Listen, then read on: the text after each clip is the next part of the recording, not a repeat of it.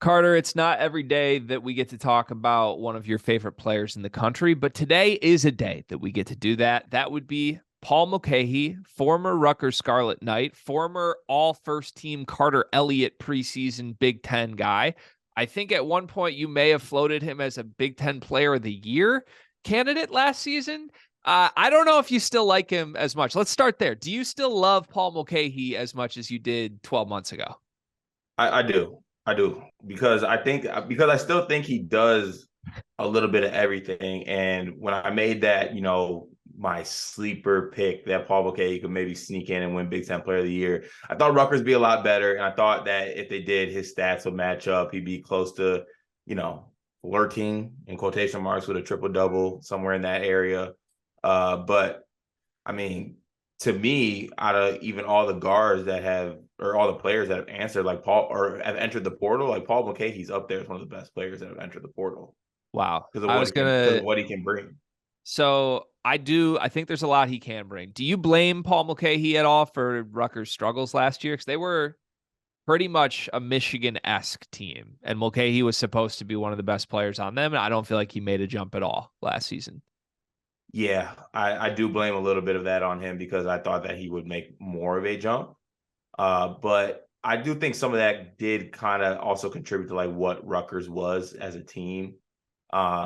It was just so disjointed offensively and even more Yeah. so than usual. Now some of that did have to do with Mulcahy, but also some of that had to do with the fact that it's Rutgers. So Yeah. I think a change of scenery might be good for him.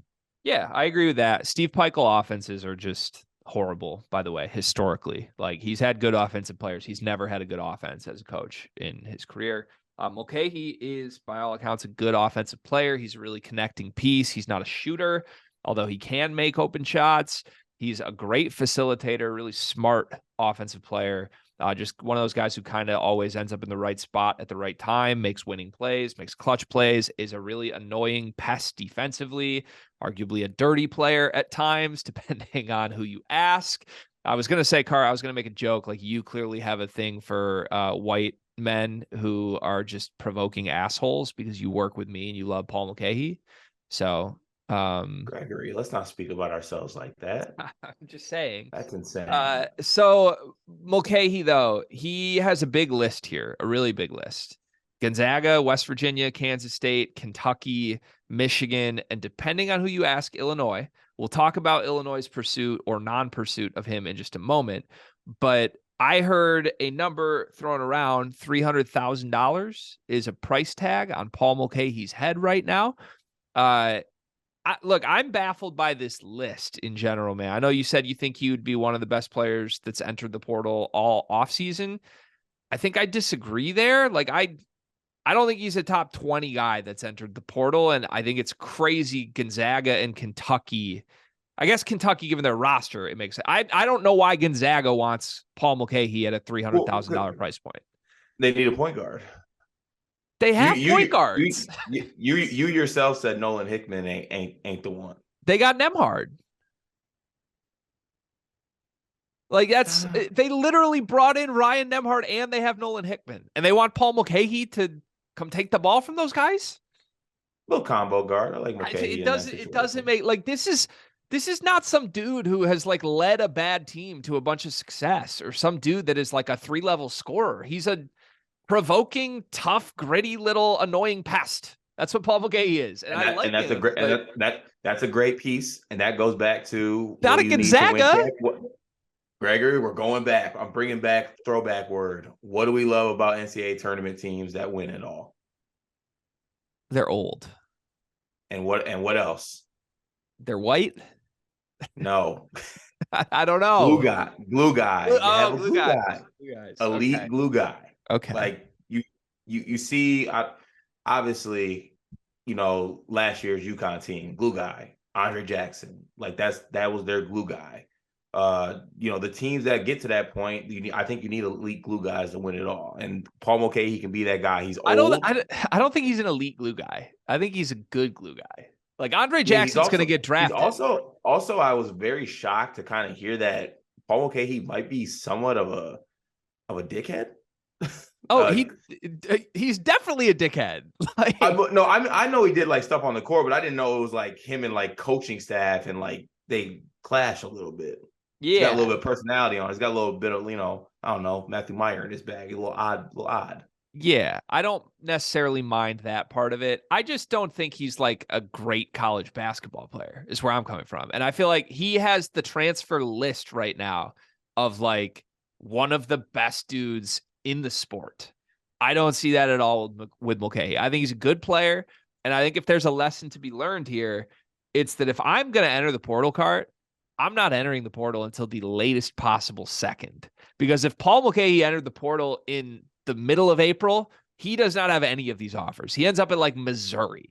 But now, like, oh yeah, sure, go be Kentucky's starting point guard, Paul Mulcahy. Like, this whole thing is ridiculous to me. Now I mentioned Illinois.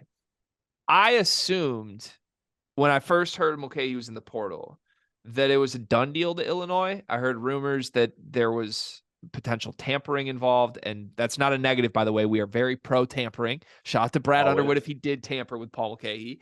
But it appears the sources that originally were like, we expect Mulcahy at Illinois, are now saying Illinois is not even recruiting Mulcahy. It was reportedly, a lot of national people immediately thought that was the favorite, but Illinois sources were kind of downplaying it. And now a week later, it's like, we don't even know if Illinois has reached out. He's not really on their list. I am confused by that because as much as I'm downplaying Mulcahy's abilities here, Cart, he really is like what I think Illinois needs. Like, to me, if he wants to be a starting point guard, Illinois would play him as a full-time starting point guard. He's a proven Big Ten guy. Illinois has guys who will be good as first and second options already. So Mulcahy doesn't need to stretch and do that. He can just be the gritty, facilitating defender that he is. I really liked that fit, even if I don't think he's a superstar. Why do you think Illinois is not after Mulcahy if they're not?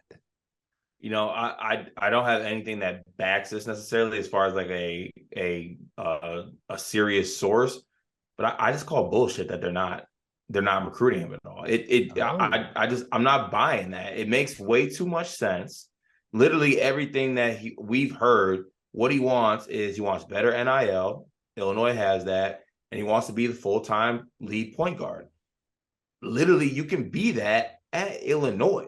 And like I said before, adding a Mulcahy to this Illinois team is literally exactly what you need. You said, I mean, you got it right, 100%. He'll be a table setter. He'll be a guy that plays, good defensively as well. Like a Mulcahy, Terrence Shannon backcourt, really good defensively. Coleman Hawkins is a very underrated defender, I think, in the Big Ten. Like they have a pretty good defensive team, and they have the table setter that they finally need. And it makes sense. He has positional size. He's got a little bit of an edge to him that I'm pretty sure like Brad Underwood would embrace and like it makes way too much sense to me for them not to be on it. Like, why would they be all in on Jeremiah Williams and Harmon if there's a guy like Mulcahy out there you could be all in on? So I don't understand how they could be on every single point guard that's entered the portal, and then at this time and point when they don't have one and a point guard enters the portal, they're not in play for him. It makes no sense. Yeah, I feel like if Illinois was after Mulcahy, he would commit pretty quickly, is my read on it. Like you said, they literally have everything he supposedly wants more than anybody else on his list. Michigan is reportedly after him. I honestly don't get that one much at all. It's not that I don't think he'd be a good ad for Michigan. I do think he would. They desperately need someone on the wing, but I don't think Michigan can really offer any of the things that Mulcahy wants. Like if he wants to be a starting point guard, that's not happening at Michigan. If he wants NIL, that's not happening at Michigan. So I don't see the fit there. Like I just think Mulcahy has better options than Michigan, one of those being Illinois, if Illinois is really an option. So I don't know, man. Weird recruitment. If you had to pick, gun to your head, where's Paul Mulcahy playing next season?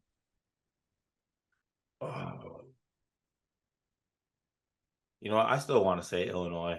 I'm not buying it. I'm calling bullshit. I'd say Illinois. Second, Kentucky. I really want to say Illinois badly. I think I believe the people who say they're not recruiting him though. Mm-hmm. So I'm gonna pick a random school like I don't know, Kansas State, West Virginia, those are both on his list and have bags. Kansas State. I mean, but Kansas State, no point guard minutes. Well, I don't think any of the schools on his list will give him point guard minutes. Like he said, even if he goes to Kentucky, he's not going to play point guard. So I don't know, man. Like that's why it's such a perfect fit with Illinois. I hope they are after him. But otherwise, I think it's just going to be the bag that talks here. If Illinois gets Mulcahy, where do you have them in the Big Ten? I mean, it's a jump for him. I think I said I have him like 6th or 7th, maybe last video. I'd probably jump him up to 4 range. 4. That feels right. I mean, kind of. I think I said I'd jump him up to 4 if they got Ray J. Dennis, even though I don't like Ray J. Dennis. Like that's sort of where they need somebody who is a reliable option to play point guard. And if Mulcahy came in, I do think that would happen. So I hope it happens. I got the ILL behind me. I hope it happens. You have an Oregon State shirt on as well? Yeah, I'm a Beaver believer. Is that a pun or are you just a big time? Like, where are we at here? I got a lot of shirts for my birthday. This is one of them. So nice. Shout out home field. I was not going to shout them out. We could have a potential sponsor, Cart. Come on. Sorry. It's all right. We'll hash it out in the commercial break.